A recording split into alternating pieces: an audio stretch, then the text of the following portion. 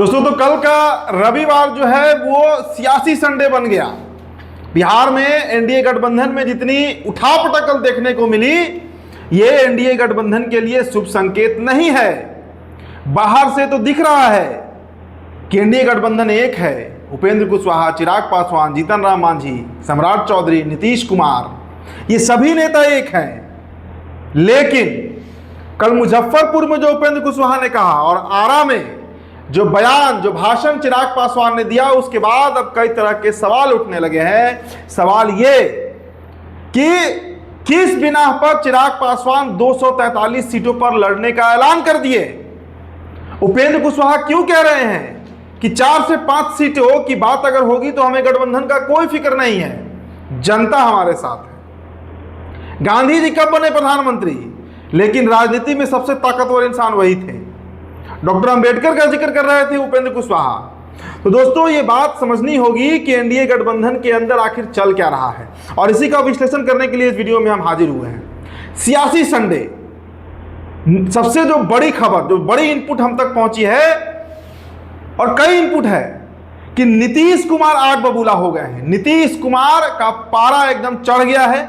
और देखिए उनकी पार्टी की तरफ से जो प्रवक्ता है, मुख्य प्रवक्ता नीरज कुमार, खुलकर अब चिराग पासवान के खिलाफ बोलना शुरू कर दिए हैं। चिराग पासवान बिहार की गद्दी पर नजर लगाए हुए हैं और इसके लिए वो केंद्रीय मंत्रिमंडल से इस्तीफा देने जा रहे हैं, ये खबर भी आई है। और केंद्र में मंत्री भी बनेगा लोजपा रामविलास से, लेकिन वो नाम कौन सा होगा वो भी आपको हम बताएंगे। लेकिन जो सबसे प्रमुख और बड़ी खबर निकल कर आई है वो यही है कि चिराग पासवान पर नीतीश कुमार तमतमाए हुए हैं। देखिए सीट शेयरिंग का जहां तक मसला है, जो बातें चल रही हैं कि प्रेशर पॉलिटिक्स कर रहे हैं चिराग पासवान। भाई प्रेशर पॉलिटिक्स का मतलब क्या, 2, 4, 5, 10 सीटें बढ़वाने की बात होगी। लेकिन जब मंच से ऐलान कर दिए चिराग पासवान, और दोस्तों चिराग पासवान का अगर हम ट्रैक रिकॉर्ड उठाकर देखें तो अब तक उन्होंने जिन जिन बातों की घोषणा की है, अनाउंसमेंट किया है, ऐलान किया है, वो सभी बातों पर वो खड़े उतरते हैं। तो कल जो उन्होंने आरा में कह दिया कि 243 सीटों पर चुनाव लड़ेंगे और जनता तय करेगी, पीपल विल डिसाइड कि चिराग पासवान किस विधानसभा सीट से चुनाव लड़ेंगे। इसके पहले भी कह रहे थे कि पार्टी तय करेगी, कोर कमेटी तय करेगी कि चिराग को बिहार आना चाहिए या नहीं आना चाहिए। अरुण भारती तय कर दिए, राजू तिवारी तय कर दिए, हुलास पांडे ने तय कर दिया कि चिराग बिहार आए, बिहार में चुनाव लड़े। अब सबसे बड़ी दोस्तों अगर सवाल यहां पूछा जाए कि दुविधा किसके लिए है, बीजेपी के लिए है, जेडीयू के लिए है, किसके लिए है? सबसे बड़ी दुविधा इस वक्त भारतीय जनता पार्टी के लिए खड़ी हो गई है। एक तरफ तो नीतीश कुमार तमतमाए हुए हैं और उनका गुस्सा लाजमी है। 2020 के विधानसभा चुनाव में जो चिराग मॉडल काम किया, जिसने नीतीश कुमार की पार्टी को अध्वस्त कर दिया, नीतीश कुमार की पार्टी का संख्या बल को आधा कर दिया, क्या वही चिराग मॉडल 2025 में आने वाला है? अब इस पर नीतीश कुमार सोच रहे हैं। और ये कर कौन रहा है, करवा कौन रहा है? किसका हाथ चिराग पासवान की पीठ पर है? किसका सह मिला हुआ है चिराग पासवान को? क्या भारतीय जनता पार्टी है? क्योंकि अब अगर बीजेपी इस बात को स्पष्टीकरण कितना भी दे दे नीतीश कुमार के सामने कि वो ये नहीं करवा रही है, चिराग सीट शेयरिंग के लिए कर रहे हैं, सीट बढ़वाने के लिए कर रहे हैं, तो शायद नीतीश कुमार नहीं मानेंगे। क्योंकि ये वही भाजपा है जिसके कार्यकर्ता 2020 में नारा लगाते थे कि भाजपा ही लोजपा है, लोजपा ही भाजपा है, और उसका हरजाना, उसका जो खामियाजा है वो नीतीश कुमार की पार्टी ने भुगता। अब नीतीश कुमार क्यों बर्दाश्त करेंगे? तो एनडीए गठबंधन उलझ गई है, लपटा गई है, अकबका रही है, सांस फूल रहा है नेताओं का कि चिराग कर क्या रहे हैं। एक तरफ मुजफ्फरपुर में देखिए परिसीमन सुधार रैली कर रहे थे उपेंद्र कुशवाहा, वहां पे जैसे ही खबर चलने लगी कि चिराग पासवान को 25 से 28 सीटें और उपेंद्र कुशवाहा की पार्टी को 4 से 5 सीटें, आग बबूला हो गए उपेंद्र कुशवाहा। उपेंद्र कुशवाहा तो कह रहे हैं कि हमें किसी गठबंधन का कोई परवाह नहीं है, और न्यूज चैनल तय नहीं कर सकते हैं कितनी सीटें मिलेंगी, हम तय करेंगे। देखिए दोस्तों, दरअसल खेल हुआ क्या, 3 दिनों पहले दिल्ली में बैठक हुई थी, और दिल्ली में बैठक जो हुई उसमें उपेंद्र कुशवाहा को पूछा नहीं गया। उनकी पार्टी के लोग फोन करके पूछ रहे हैं, भाई हमसे 2-3 लोग पूछ चुके हैं कि बैठक हुई कब, जबकि दिल्ली में बैठक हुई, नीतीश कुमार भी शामिल हुए, लेकिन उस बैठक में चिराग ने हामी तो भरी, लेकिन बाद में जो असंतोष है चिराग पासवान का वो दिख रहा है। भाई इस बात का ऐलान कर देना कि 243 सीट पर लड़ेंगे, क्या कहता है। और चिराग पासवान और ये उपेंद्र कुशवाहा क्यों तमतमाए हुए हैं, क्यों धमकी दे रहे हैं मीडिया वालों के हवाले से कि चाहे जो हो जाए हम 4 से 5 सीटों पर चुनाव नहीं लड़ने जा रहे हैं। अब इसके पीछे दोस्तों खेल, जो भाजपा में मुरेठा वाला बाबा है, हालांकि अब तो मुरेठा खुल गया, उनकी भी रणनीति बताई जा रही है, उनकी भी साजिश बताई जा रही है उपेंद्र कुशवाहा के खिलाफ। कुशवाहा का सबसे बड़ा नेता कौन बनेगा, उपेंद्र कुशवाहा के रहते थोड़ा संभव है। तो हर परिस्थिति से देखिए तो बीजेपी उलझ गई है।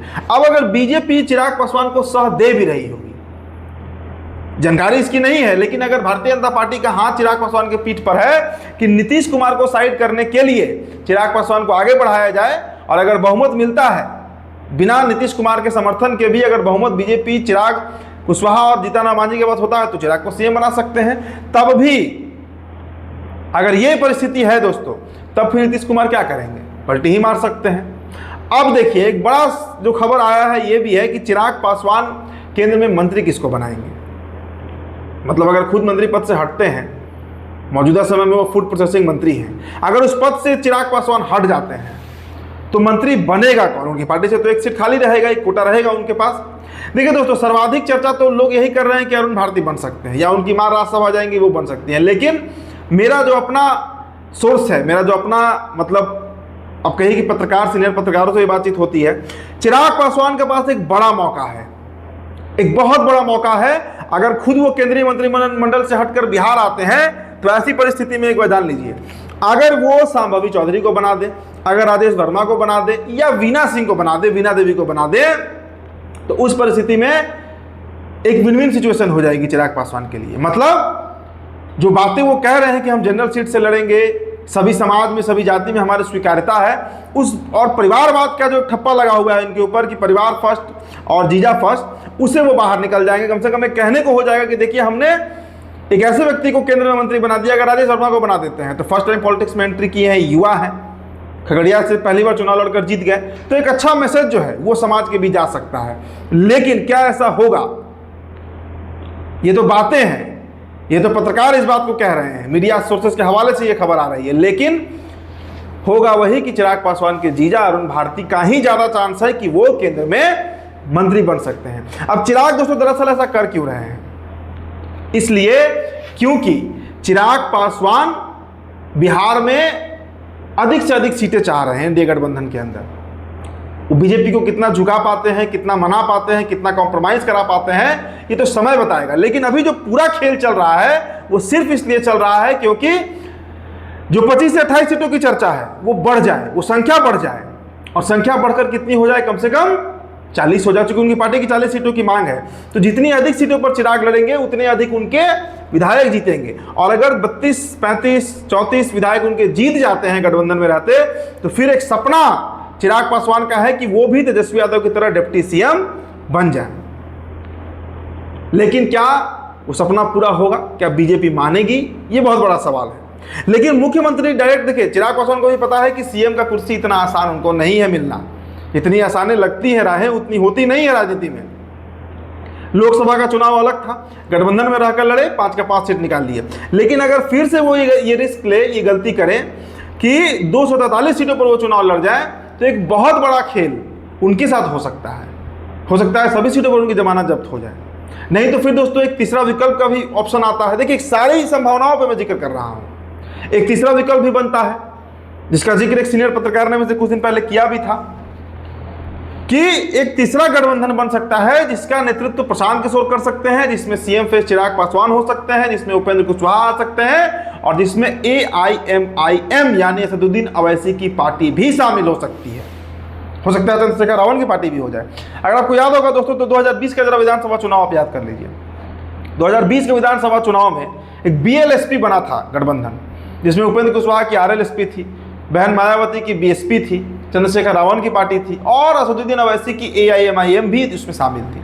हुआ क्या था, सीट तो एक भी नहीं जीत पाए, लेकिन अच्छी खासी सीटों पर वो जेडीयू को और बीजेपी को डैमेज कर गए। तो अगर वैसा कोई गठबंधन इस बार बनता है, चूंकि देखिए अवैसी भी एक चांस चाहते हैं कि वो आरजेडी के साथ जाएं, महागठबंधन में जाएं, लेकिन वहां से कोई सकारात्मक क्या वहां से जवाब ही नहीं आ रहा है। तो कोई तो विकल्प तलाशेंगे असदुद्दीन अवैसी बिहार में। तो एक जो थर्ड फ्रंट बनने की बात होती है बार बार, क्या वो बनने जा रही है? क्या उसकी सुगबुगाहट तेज हो गई है? क्या उसकी शुरुआत हो गई है?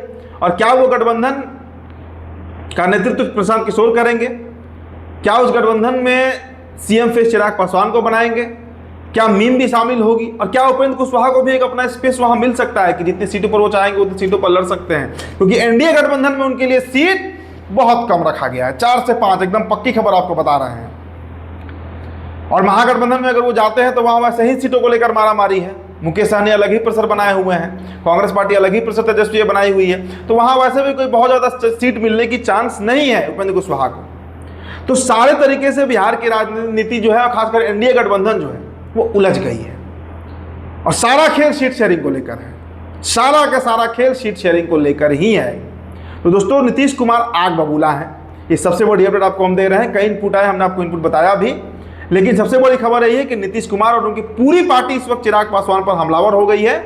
और ये गठबंधन कितने दिन चलता है मौजूदा प्रदेश देखकर नहीं कहा जा सकता। तो फिलहाल दोस्तों, इस रिपोर्ट में इतना ही। मेरा नाम उदित तारण है, द बिहार टॉपर वीडियो आप देख रहे थे। बहुत बहुत शुक्रिया।